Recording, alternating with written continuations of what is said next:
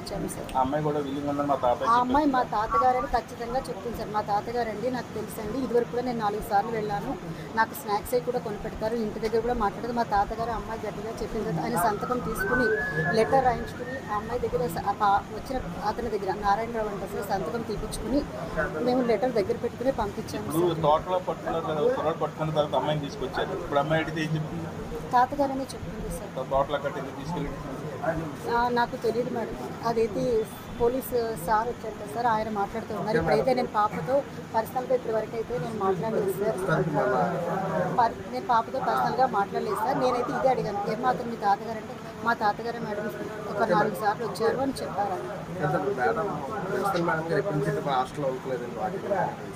Warden ఉన్నారు sir. మా స్కూల్లో డ్యూటీ టీచర్స్ ఉంటారు, స్పెషల్ అబ్జర్వర్ ఉంటారు, స్టడీ టీచర్స్ ఉంటారు, పీఈటీ ఉంటారు. సో స్కూల్లో అయితే క్యాంపస్లో ఖచ్చితంగా 4-5 టీచర్స్ ఎప్పుడు ఉంటారు.